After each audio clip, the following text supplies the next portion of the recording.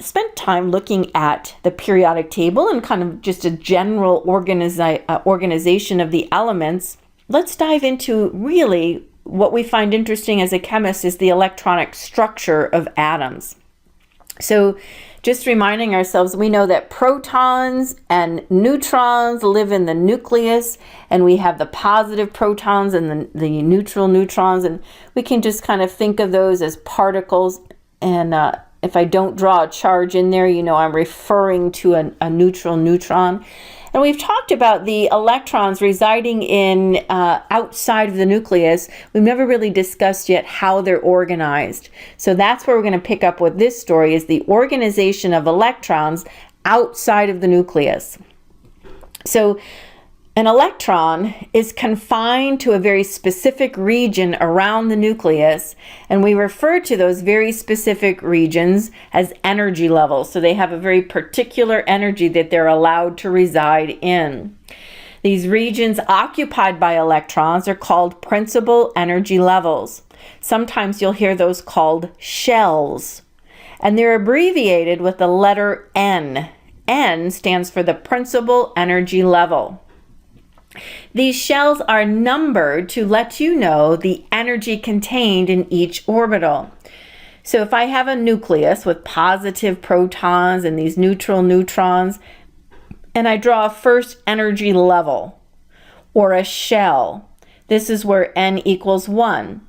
N equals 1 is of lowest energy because it's closest to the nucleus. We will learn that at maximum there's 2 electrons in the first energy level. There is a second energy level. We draw that second ring. We call that N equal 2. The shell, or the second energy level, is a little further away from the nucleus than the first energy level. We will learn that at most there are up to 8 electrons that can occupy the second energy level. 1, 2, 3, 4, 5, 6, 7, 8 little dots in that ring. At most, we have 2 electrons in the first, 8 more in the second. If I were to draw a third ring around that nucleus, we would say that's N equal 3. The energy of the third is a bit higher because it's farther away from the energy level. N equal 1 is the lowest energy possible. It's the closest to the nucleus. And as I add rings farther and farther away from the nucleus, those have higher energy than the ones that are closer to the nucleus. So if N is a high number, it represents that its distance is further away, and it represents that it's a higher energy than a shell that is closer. Let me kind of go back to the periodic table and repeat what I've just said to emphasize these shells. So I'm going to go back here and make a few notes. A moment ago, I said in the first energy level, N equal 1, that's the first ring around the nucleus, right? In maximum, we can see that there are 2 electrons in the first energy level, and then it's full. Well, why is it 2? In the first energy level, it represents the first period on the periodic table. How many elements do you see in the first period? Well, I see 2. There's hydrogen, helium. Hydrogen has 1 electron. Its atomic number is 1, telling me that there's 1 positive proton. By definition, the atomic number tells me the number of protons. And because atoms are neutral, it also tells me the number of electrons. Hydrogen would be a single proton in the nucleus with 1 electron outside. That's a kind of its rough model, 1 electron. There is a second element in that first row as well. It's helium. Helium, we discovered, has 2 positive protons in the nucleus, 2 neutrons, giving me a mass number of 4. And it would have 2 electrons because 2 protons must match the number of electrons. So at most, there's 2 electrons in the second energy level. Then it's full. When it's full and I go down to the next row, that next row is lithium's row, period 2. When I go down a row, I have to add a next shell. Adding a next shell says N equals 2, a second ring around the energy, right? So N equal 2. How many elements do you see in row 2? Well, I see 1, 2, 3, 4, 5, 6, 7, 8. There are 8 elements. Each one of those is adding one more electron to its electron configuration, the arrangement of those electrons. And I know it's adding one more electron because the atomic number is increasing by 1 as we move left to right. So when I add a next electron, that's lithium. Add a next electron, that's beryllium. Add a next electron for boron. Add a next electron for carbon. One more for nitrogen. One more for oxygen. One more for fluorine. One more for neon. And by the time we've added the electron arrangement for row 2, we have said that there's 8 electrons maximum in that second energy level.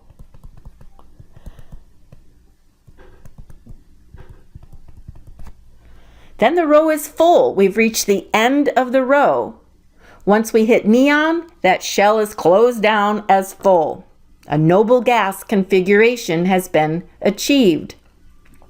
Well, I go down to the next row. That's period 3. Period 3 belongs to sodium. Where do I put its next electron? Well, you're right. I've got to add a next energy level around the nucleus. So I added a second ring for row 2. I will add a third ring for row 3, and so forth. So each time I add a row, remember I said there's only 8 electrons at this point because there's 8 elements. So now all of a sudden I'm getting an idea of where we're heading. The arrangement of electrons outside of the nucleus has a very specific pattern, and it all falls in the secret of saying it has to do with where the element falls on the periodic table.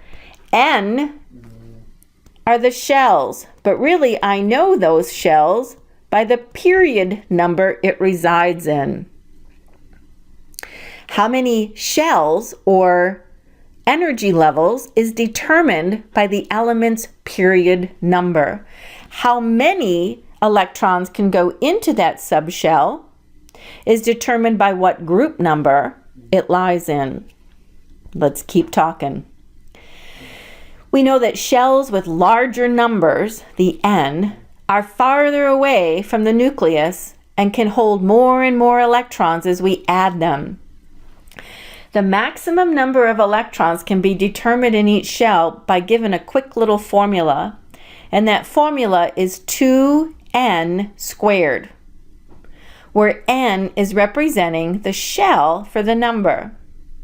Now let's practice that, the distribution of electrons. And I'm going to start down at the bottom of this at shell number 1.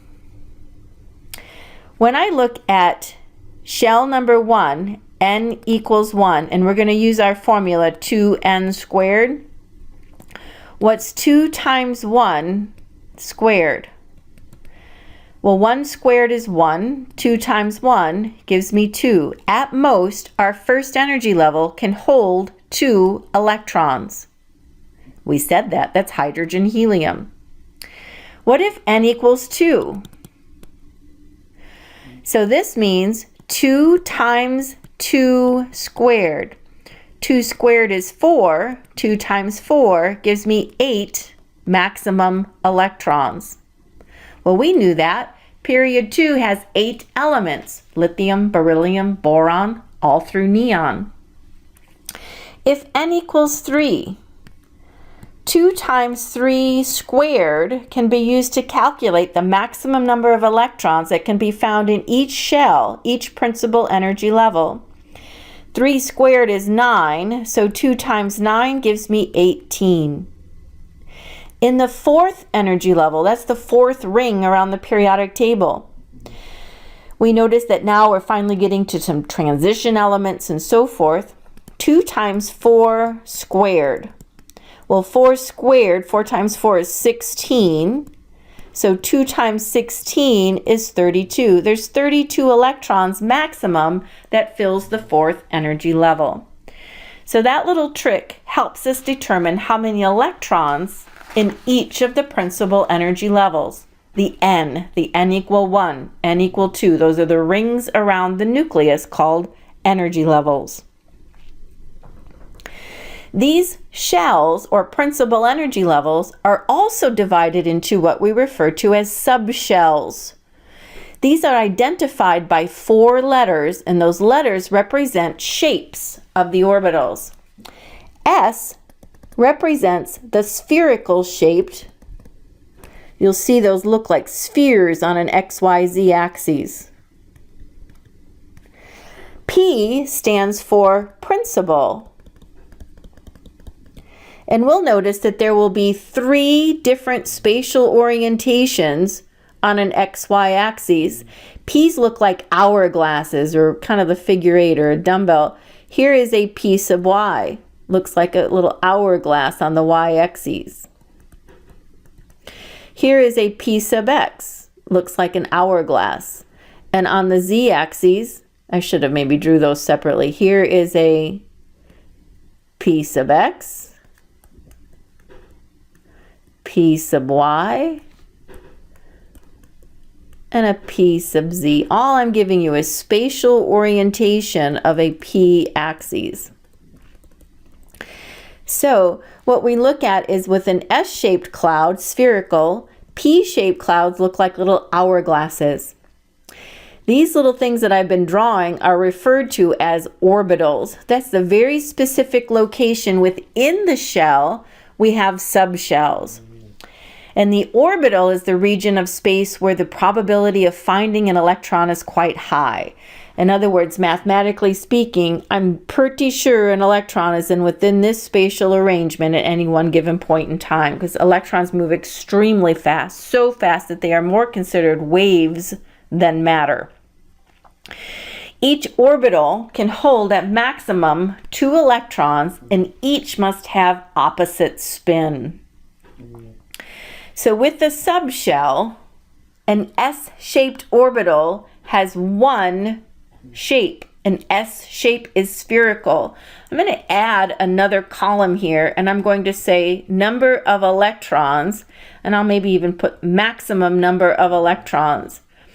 In an S-shaped orbital, which is just spherically shaped, there is 1 shape to that on an XYZ axis. Each orbital can hold 2 electrons, each with opposite spin, so that's 2 electrons max. A P-shaped orbital, that's what I was drawing as these hourglasses, has 3 different shapes. I call them a PX, a PY, a PZ, based on which axes of a 3-dimensional XYZ axis it was orientating itself around. So with 3 orbitals, each of these orbitals can hold 2 electrons. So if there's 3 orbitals, each holding 2, there's a maximum of 6 electrons in the P subshell. The D shells have 5 spatial orientations. These actually look like little 4-leaf clovers on an XYZ axis. You can see I'm a wonderful drawer. And you just kind of keep twisting those around the XYZ into 5 different locations. So 5 different orbitals, arrangements of electrons. Each of the 5 can hold up to 2 electrons, so now you're looking at a total of 10 to fill the D sublevel. And really large atoms have an F-shaped orbital, 7 different spatial orientations. That's another way of saying number of orbitals are spatial orientations. How many different ways can I arrange those electrons?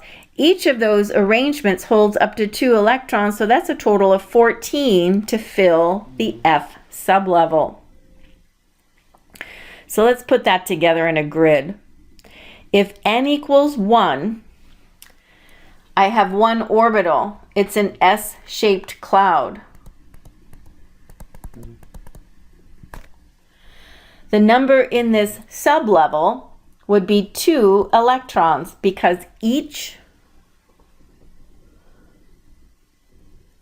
electrons in each subshell, maximum number of electrons. Well, the s orbital can hold 2 electrons, so at most the first energy level holds 2 electrons.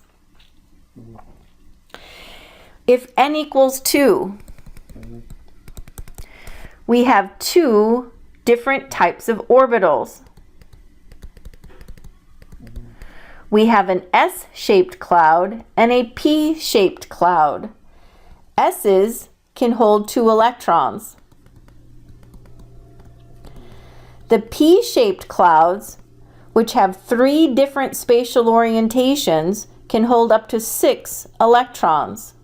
Remember, we had a px, a py, a pz, and that gives me a total of 8 electrons in the second energy level. 2 in the S, 6 more in the P. In our third energy level, we have 3 different types of orbitals: an S-shaped orbital, a P-shaped orbital, and a D-shaped orbital. Remember that S's can hold at maximum 2 electrons. At maximum, P's hold up to 6 electrons. So the S holds 2 electrons, the P holds up to 6 more, and the D's, because they have 5 spatial orientations, they can hold up to 10 electrons. 2 plus 6 plus 10 gives me 18 electrons. And if n equals 4, we have an S-shaped cloud, a P-shaped cloud, a D-shaped cloud, and an F-shaped cloud. The S's hold up to 2 electrons. The P's can hold up to 6 more. The D's can hold up to 10. And the F's hold up to 14. That's where we found 32 is our maximum number of electrons. This column is a moment ago where we gave this formula, 2n squared. If n equals 1, 2 times 1 squared is 2 electrons. If n equals 2, 2 squared is 4. 4 times 2 gives us 8 electrons. If n equals 3, 2 times 3 squared, 3 squared is 9. 9 times 2 is 18 electrons. And lastly, if n equals 4, that's the 4th period. Potassium's row is the 4th period. 4 squared is 16. Doubled is 32 electrons. The total number of electrons in an energy level, which is the period, can be given by this formula. This column lets us know specifically where those 32 electrons are located, what subshells. So I can see what subshells are S, P, D, and F orbitals, standing for spherical, principal, diffuse, and fundamental. Those letters stand for something. And that's what we filled in there. So we're able to figure out how many different orbitals, how many subshells, and how many electrons we have. The s orbital contains 1 subshell. The second shell contains 2 different orbitals, the s and the p. There are 3 spatial arrangements, 3 different orientations for the p orbitals. In the third energy level, we have an S, a P, and a D-shaped orbital. The S has 1 spatial orientation, the P's have 3 spatial orientations, and the D has 5 different spatial orientations. Each one of those represents the term orbital. If each one of these orbitals can hold up to 2 electrons before they're maximized full, that's where we're getting 10 electrons. Again, fourth energy level has 4 different subshells. We have an S-shaped cloud, a P-shaped cloud, a D-shaped cloud, and an F-shaped cloud. S has 1 spatial orientation. P's have 3 different spatial orientations. D's have 5, and the letter F-shaped clouds have 7 spatial orientations. And that means it can hold up to 14 electrons, giving us the 32 we calculated in that last row. It's a lot to kind of process, and I think just kind of putting it into work will kind of help bring this picture together of the arrangements of electrons. So let's practice. We have a little practice problem to kind of think about shapes and orbitals. I've mentioned that an s orbital has a spherical shape. These orbitals get larger in size as the shell increases. That means it's getting farther and farther away from the nucleus. So if this is the nucleus of an atom, the first S-shaped cloud kind of encompasses that nucleus. The second S-shaped cloud, n equal 2, is bigger, and it completely encompasses what's inside of that is a 1s and the nucleus. Then I start drawing the p clouds. Here's the first p-shaped orbital. Those are the next 2 electrons, bigger than the s shapes it's containing. Here's the next s orbital, 2 more electrons encompassing everything inside of it. Here's the next p-shaped orbital. I just drew in 6 more electrons. So kind of envision with me. Here's the nucleus.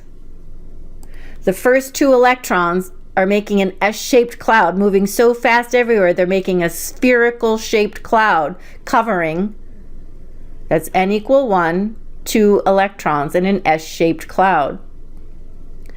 Then the next 2 electrons also create an S-shaped cloud, but it's bigger, so it's encompassing everything inside of it. So n equals 2, I just drew an S-shaped cloud holding 2 electrons, making it spherical, and it's bigger than the n equal 1, so we don't see it anymore. But in n equal 2, the second energy level, we also have p orbitals. There's 3 of them, px, py, pz. Just again, based on the orientation of what orbital it's encompassing. If it's on the y-axis, if it's on the x-axis, or if it's on the z. So that's what I'm trying to draw next. The next 2 electrons fill a p orbital. Let's say it's filling py. Here's 2 electrons. That p orbital has 2 electrons in it. That's this guy. The next 2 electrons get placed, and they fill this orbital. That's 2 more electrons. And 2 more electrons fill in the last orbital, px, py, pz. So you had 3 different orbitals for p, each holding 2 for a total of 6. So the second energy level, with its S-shaped cloud and 3 different P-shaped clouds, giving me a total of 8 more electrons. This, by the way, would represent the element neon. Neon has 10 total electrons because its number is 10. The first 2 electrons went in the first energy level. The next 8 electrons went in the second energy level to give me a total of 10. And so forth. So as we begin increasing size, increasing electrons, we're just looking at the spatial arrangement of these electron clouds. How many electrons are present in each shell, subshell, or orbital? The first reads a 2p orbital. So let's remember what the term orbital means, right, from our previous page. What is an orbital?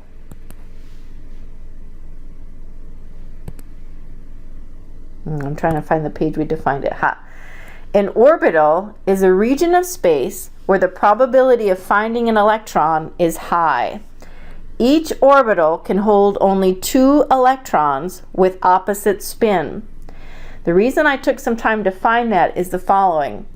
A 2p orbital Now, this is telling me that it's the second energy level, and that means that n equals 2.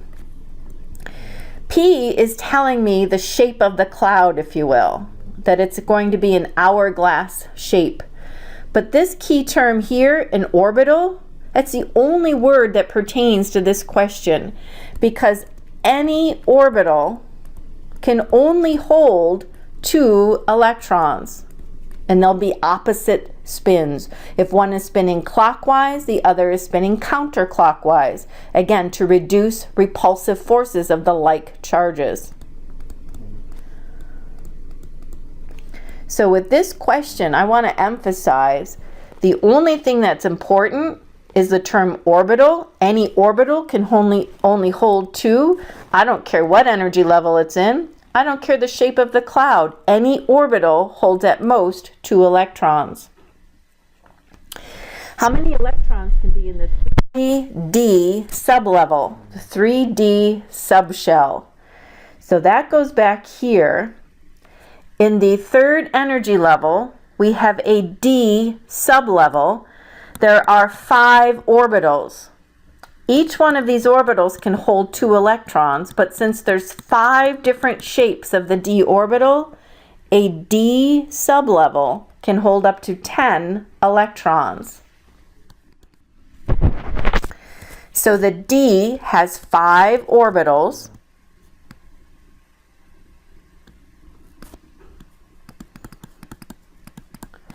Each orbital has 2 electrons.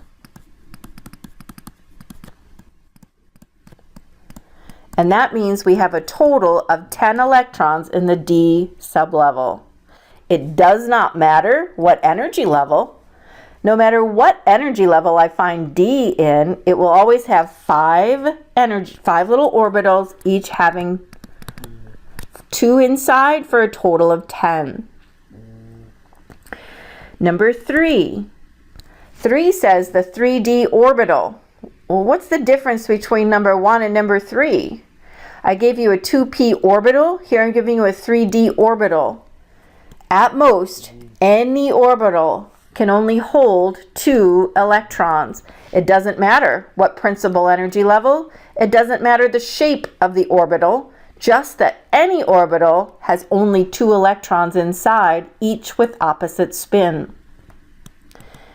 And the fourth, the third shell. So n equals 3. Think about what that means. The entire third energy level, how many electrons total?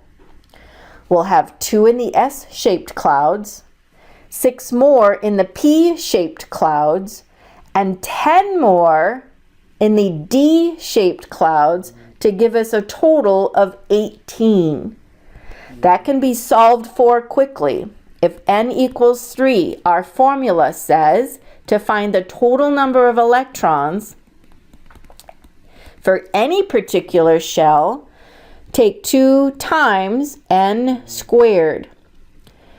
3 squared is 9. 2 times 9 gives me 18 total electrons. In n equals 3, you will have 2 in the S, 6 more in the P-shaped clouds, and 10 more in the D-shaped clouds.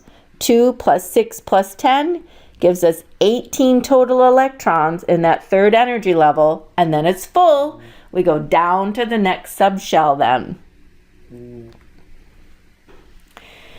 We put this together writing electron configurations.